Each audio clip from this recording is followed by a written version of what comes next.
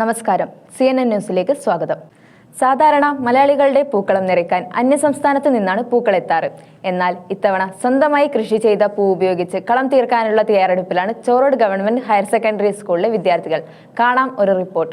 നമസ്കാരം. ചോറോട് സ്കൂളിൻ്റെ ഒരു പൂന്തോട്ടമാണ് നമ്മൾ ഇവിടെ കാണുന്നത്. അപ്പോൾ ഈ പൂന്തോട്ടത്തിന് ഞങ്ങൾക്ക് വലിയ ആഗ്രഹമുണ്ടായിരുന്നു, ഇങ്ങനെ ഒരു പൂന്തോട്ടം ഇവിടെ ഉണ്ടാക്കണമെന്ന്. പലരും പിന്തുണ നൽകി. അതിൽ ചോറോട് കൃഷി ഓഫീസർ മുബാരക് സാറ് ഞങ്ങൾക്ക് വേണ്ടത്ര പിന്തുണ തരികയും ചെടികൾ തൈയായിട്ട് തന്നെ ഞങ്ങൾക്ക് നൽകുകയും ചെയ്തിട്ടുണ്ട്. കുട്ടികളുടെ സഹായത്തോടു കൂടി, അല്ലെങ്കിൽ കുട്ടികൾ തന്നെ പരിസ്ഥിതി ക്ലബിൻ്റെ ഭാഗമായി നടത്തിയ ഈ പൂന്തോട്ടം ഞങ്ങൾക്ക് അഭിമാനമാണ്. ഓണത്തിന് പുറമേ നിന്ന് പൂവ് വാങ്ങാതെ ഒരു പൂക്കളം ഒരുക്കാൻ വേണ്ടിയിട്ട് കൂടി ഞങ്ങൾ ഇങ്ങനെ ഒരു സജ്ജീകരണം നടത്തുകയായിരുന്നു. ഇതിന് പൂർണ്ണ പിന്തുണയായിട്ട് JNM സ്കൂളിൽ പാറപ്പുറത്ത് നെല്ല് വിളയിച്ച ഞങ്ങളുടെ head mistress Shrimati Sudha teacher പൂർണ്ണ സഹകരണവുമായി ഞങ്ങളോടൊപ്പം നിന്ന് കുട്ടികളോടും ടീച്ചർമാരോടും എല്ലാ അധ്യാപകരും ഇതിൽ പങ്കെടുത്തിട്ടുണ്ട്. എല്ലാ വിദ്യാർത്ഥികളും. കഴിഞ്ഞ ദിവസം ഞങ്ങളിതിൻ്റെ ഒരു വിളവെടുപ്പ് നടത്തുകയുണ്ടായി. 2 പ്രാവശ്യം ഇത് പുറത്തേക്ക് വിലക്കി വിൽക്കാൻ ഞങ്ങൾക്ക് സാധിച്ചിട്ടുണ്ട്. നമസ്കാരം. ചോറോട് സ്കൂളിൽ ഇങ്ങനെ ഒരു പൂക്കൃഷി ആരംഭിക്കുക എന്നുള്ള ഒരു തീരുമാനം ഞങ്ങൾ എടുത്തത് നമുക്ക് സന്ദർഭവശാൽ പത്രത്തിലൊക്കെ ഇങ്ങനെയുള്ള ചെണ്ടുമല്ലി കൃഷി ഈ വർഷം പല കൃഷിക്കാരും ചേർന്ന് നടത്തുന്നു എന്നുള്ളൊരു വാർത്തയാണ്. അപ്പോൾ അതിൻ്റെ ചുവട് പിടിച്ചുകൊണ്ട് ഞങ്ങൾ ഇവിടെ അധ്യാപകരുമായിട്ട് ആലോചിച്ചു. എല്ലാവരും പൂർണ്ണ പിന്തുണ നൽകി. 50-ാം വാർഷികം ആഘോഷിക്കുന്ന ഈ വേളയിൽ, സ്കൂളിൻ്റെ ഈ വേളയിൽ എല്ലാവർക്കുള്ള ഒരു സ്നേഹവിരുന്ന്, അല്ലെങ്കിൽ എല്ലാവരും സ്വീകരിക്കാൻ വേണ്ടി ഒരുക്കിയിരിക്കുന്ന ഒരു പൂക്കളമായിട്ട് ഇതിനെ നിങ്ങൾക്ക് കാണാവുന്നതാണ്. ഓണപ്പൂക്കൾക്കായി അന്യസംസ്ഥാനങ്ങളെ ആശ്രയിക്കുന്ന മലയാളികൾക്ക് തികച്ചും വേറിട്ടൊരു മാതൃകയായിരിക്കുകയാണ് ചോറോട് ഹയർ സെക്കൻഡറി സ്കൂളിലെ വിദ്യാർത്ഥികൾ. ഈ മനോഹരമായ പൂന്തോട്ടത്തിൽ നിന്നും ക്യാമറമാൻ കാർത്തികിനോടൊപ്പം പാർത്തൻ, CNN. ഓണം പോലെ തന്നെ മലബാറുകാർക്ക് ഏറെ പ്രിയപ്പെട്ടതാണ് ഓണപ്പൊട്ടന്മാരും. പതിവ് പോലെ ഇത്തവണയും ഉത്രാടനാളിനെ വർണ്ണാഭമാക്കാൻ നിട്ടൂരിലെ ഓണപ്പൊട്ടന്മാരും തയ്യാറെടുപ്പിലാണ്. കാണാം ഒരു സ്പെഷ്യൽ റിപ്പോർട്ട്. കേരളത്തിലെ അന്യം നിന്നുകൊണ്ടിരിക്കുന്ന അനുഷ്ഠാന പാരമ്പര്യ നാടൻ കലാരൂപങ്ങളാണ് നമ്മൾ ഈ പ്രദേശത്ത്, കടത്തനാട് പ്രദേശത്ത് ഇന്നും വളരെയേറെ പ്രാധാന്യത്തോടു കൂടി, അതിൻ്റെ തനിമയോടുകൂടി നമ്മളിന്ന് ആചരിച്ചു വരുന്നു. ഇതിൽ നമ്മൾ കർക്കിടക മാസം ആകുമ്പോഴേക്കും വേടൻ പാട്ട് എന്ന് പറയുന്ന ഒരു ആചാരം, അതാണ് ഇതിൻ്റെ തുടക്കം.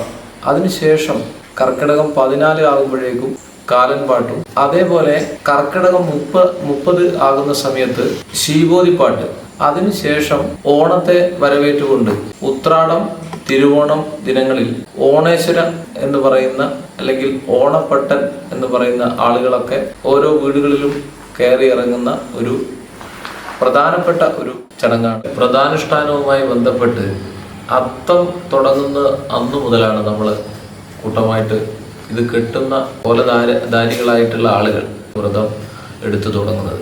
വ്രതം എന്ന് പറയുമ്പോൾ നമ്മൾ 41 ദിവസം ശബരിമല പോകുമ്പോൾ എടുക്കുന്ന വ്രതം എങ്ങനെയാണോ അതേപോലെ തന്നെ അനുഷ്ഠിക്കേണ്ടതാണ്. ഇത് ഒപ്പം ഒരു നേരത്തെ ഭക്ഷണമാണ്. പിന്നെ ഉത്രാടത്തിന് ഈ വേഷം കെട്ടിക്കഴിഞ്ഞാൽ അന്ന് അന്നാഹാരം കഴിക്കാറില്ല. ക്യാമറമാൻ കാർത്തികിനോടൊപ്പം അരുണിമ. കേരളത്തിൽ ഇനി മുതൽ 4 വർഷ ഡിഗ്രി കോഴ്സുകളാണ് ഉണ്ടാവുക. എന്തുകൊണ്ടാണ് ഇത്തരമൊരു മാറ്റത്തിലേക്ക് നമ്മൾ പോകുന്നതെന്ന് എത്ര പേർക്കറിയാം? എന്താണ് 4 ഇയർ UG? ഇതിനെക്കുറിച്ച് വിശദമായി സംസാരിക്കാൻ cooperative arts and science college principal professor Sureshan Vadakkayil നമ്മളോടൊപ്പം ചേരുന്നു. നമസ്കാരം. CNN സ്പെഷ്യലിലേക്ക് സ്വാഗതം. ഇന്ന് നമ്മുടെ കൂടെ ചേരുന്നത് college principal major Sureshan Vadakkel സാറാണ്. സ്വാഗതം. Thank you. ഡിഗ്രി തലം ഇപ്പോൾ 4 വർഷത്തേക്ക് ആക്കിയിരിക്കുന്നു. അതിനോട് സാറിൻ്റെ അഭിപ്രായം എന്താണ്? തീർച്ചയായും ലോക നിലവാരത്തിലേക്ക് നമ്മുടെ വിദ്യാഭ്യാസ നിലവാരം ഉയർത്താൻ വേണ്ടിയാണ് കേന്ദ്ര സർക്കാർ പുതിയ വിദ്യാഭ്യാസ നയത്തിന് രൂപം നൽകിയത്.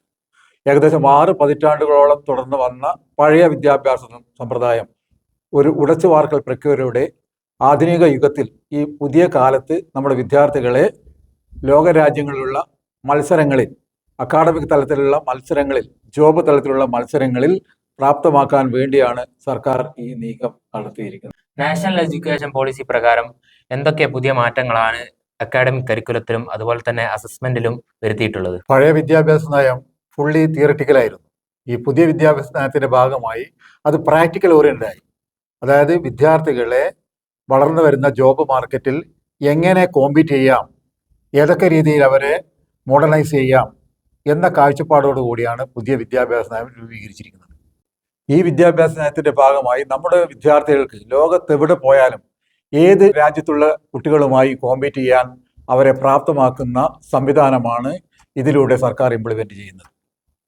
അതിൽ പ്രധാനപ്പെട്ട കാര്യം എന്ന് പറഞ്ഞാൽ ഇത്രയും കാലമുള്ള 3 ഇയർ 4 ഇയർ ആക്കുമ്പോൾ അവസാനത്തെ ഒരു വർഷം റിസർച്ച് ഓറിയൻറ്റഡ് ആയ കോഴ്സുകളാണ് ഇവിടെ കണ്ടക്ട് ചെയ്യുന്നത്. നാഷണൽ എഡ്യൂക്കേഷൻ പോളിസിയുടെ ഭാഗമായി 4 വർഷമാണെങ്കിലും വിദ്യാർത്ഥികൾക്ക് എപ്പോഴും ഓപ്റ്റ് ഔട്ട് ചെയ്യാൻ ഈ കോഴ്സിൽ നിന്ന് പുറത്തേക്ക് പോകാനുള്ള അവസരം നാഷണൽ എഡ്യൂക്കേഷൻ പോളിസിയിൽ വിഭാവനം ചെയ്തിട്ടുണ്ട്. അതായത് 1 വർഷം കഴിഞ്ഞു, അവന് തുടരേണ്ട, ഈ കോഴ്സിൽ താല്പര്യമില്ല, പുറത്തു പോകണം തോന്നിക്കഴിഞ്ഞാൽ അദ്ദേഹത്തിന് പോവാം, ആ കുട്ടിക്ക് പോവാം. അവിടെ ആ കുട്ടിക്ക് സർട്ടിഫിക്കറ്റാണ് ഈ വിദ്യാഭ്യാസ ഏജൻസി നൽകുക. ഇനിയിപ്പോൾ 2 വർഷം കഴിഞ്ഞിട്ടാണ് ഈ കുട്ടിക്ക് പുറത്തു പോകണം എന്നുള്ള ആഗ്രഹം ഉണ്ടെങ്കിൽ ഡിപ്ലോമ സർട്ടിഫിക്കറ്റ് നൽകും. 3 വർഷം കഴിഞ്ഞിട്ടാണെങ്കിൽ ഡിഗ്രി സർട്ടിഫിക്കറ്റ് നൽകും.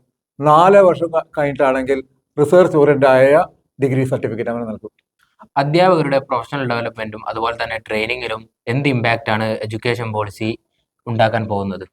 തീർച്ചയായും വളരെ കൂടുതലായ മാറ്റങ്ങൾ അധ്യാപകരുടെക്ക് ഉണ്ടാക്കിയെടുക്കാൻ പറ്റിയ ട്രെയിനിങ് പ്രോഗ്രാമുകൾ ഈ കോഴ്സിൽ വിഭാവനം ചെയ്തിട്ടുണ്ട്. കൂടുതൽ വർക്ക്ഷോപ്പുകൾ, സെമിനാറുകൾ, അതുപോലെ തന്നെ ഓറിയന്റേഷൻ ക്ലാസ്സുകളിലൂടെ അവരെ പുതിയ വിദ്യാഭ്യാസ സമ്പ്രദായവുമായി എക്വിപ്പ് ചെയ്യാൻ നമ്മുടെ സർക്കാർ യൂണിവേഴ്സിറ്റിയും പലവിധ രൂപരേഖകളും അല്ലെങ്കിൽ പലവിധ പരിപാടികളും ആസൂത്രണം ചെയ്തുകൊണ്ടിരിക്കുകയാണ്.